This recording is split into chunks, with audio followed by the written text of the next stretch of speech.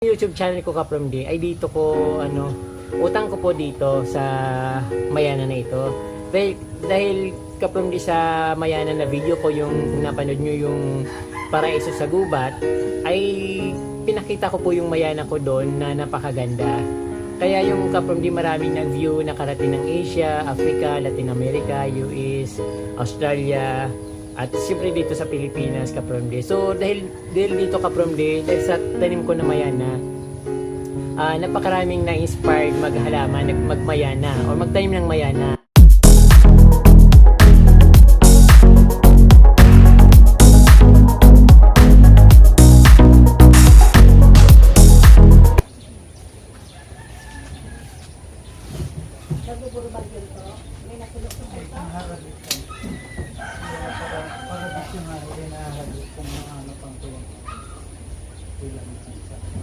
Bagyo.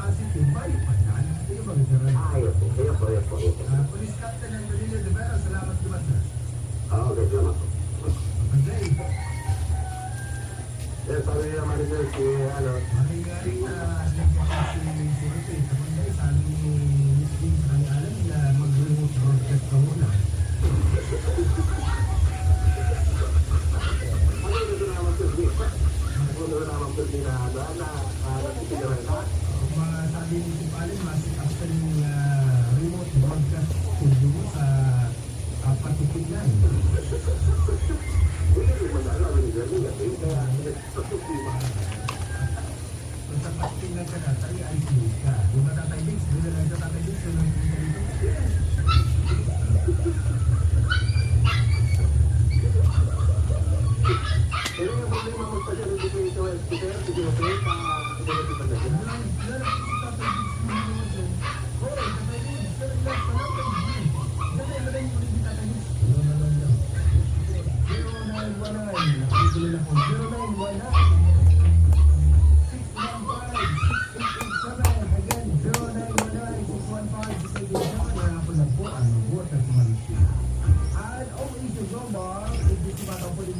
ayuda at yung mga financial assistance sa ang 40,000 pesos. Para sa mga aplikante na may valid passport, 55,000 pesos sa mga aplikante na may kompletong dokumento at yung passport renewal, 30,000 pesos sa mga aplikante na may family requirements, living and acquiring requirements, at yung passport payment sa DFA, pamasahe pa DFA, back and forth. Libre po ang naman sa passport at yung dokumento. Ang ganito ng DFA sa illegal computer.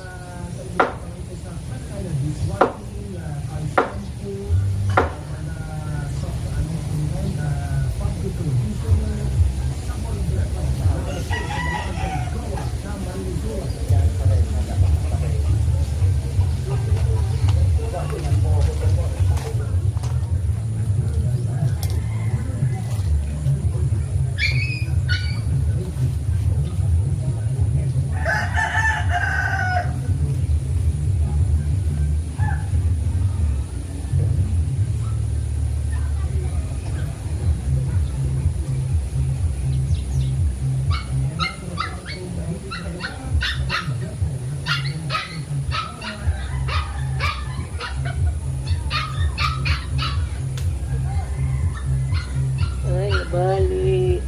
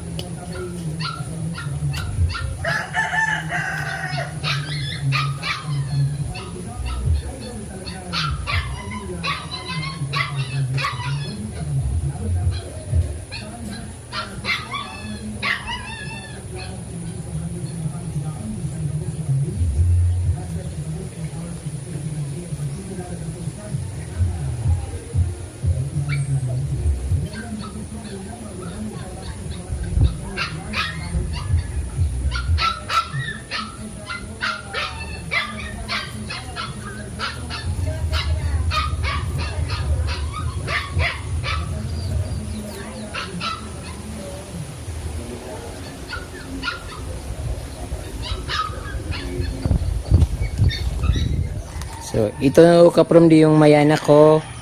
After Bagyo, inaayos ko na ulit.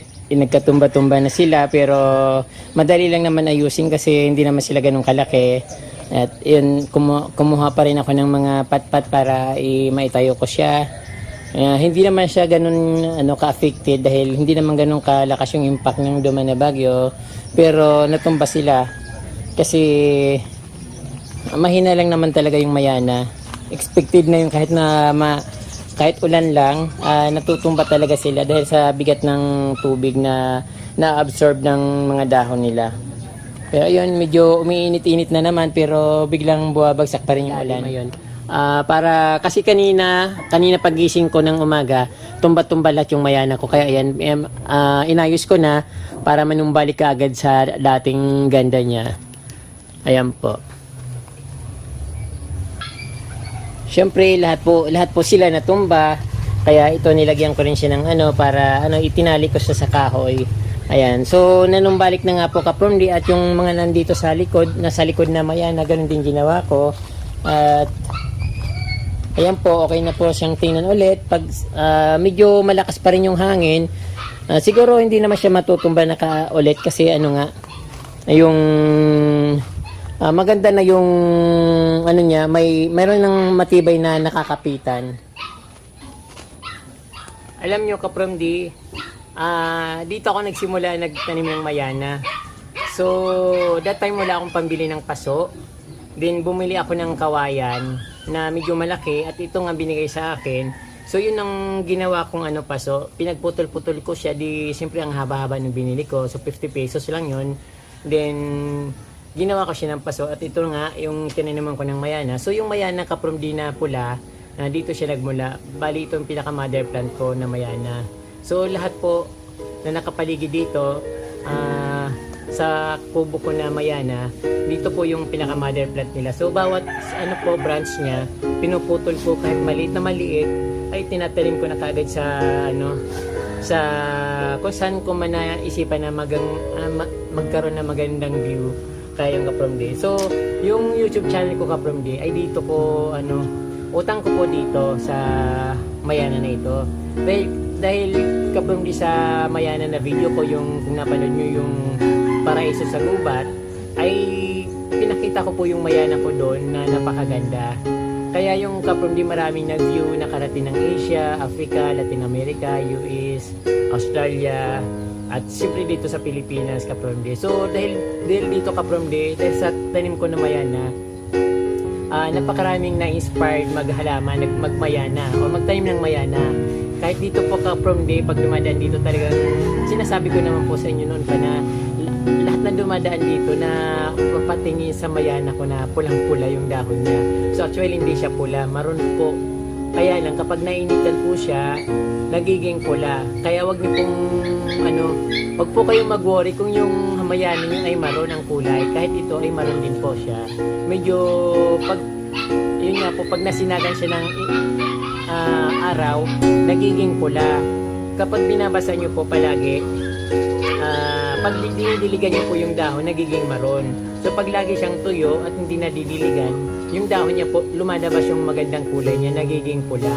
So ngayon po, dahil kakatapos lang ng bagyo, ang kulay niya po ay kulay maroon. So ngayon Kapromdi, yung sinasabi ko, dito po ako nagsimulang lumago yung aking channel. So wala pong tumulong sa akin na mag-share ng video ko. Wala po. Bali, ito lang po yung tumulong sa akin para lumago yung channel ko. Dahil po sa mayana na to, nakilala yung channel ko at marami pong nanonood at marami pong na-inspired maghalaman ng mayana. Or kahit ano pong halaman siguro, na-inspired sila dahil pinapakita ko rin yung mga paligid ng bahay ko, ng kubo ko, kung paano ako magtanim at kung ano mga nakatanim dito. Kasi simpleng-simple lang, wala akong mga mamahalin na halaman, pero yung nakikita nila yung mayana ay ang ganda-gandang tingnan at napakakulay.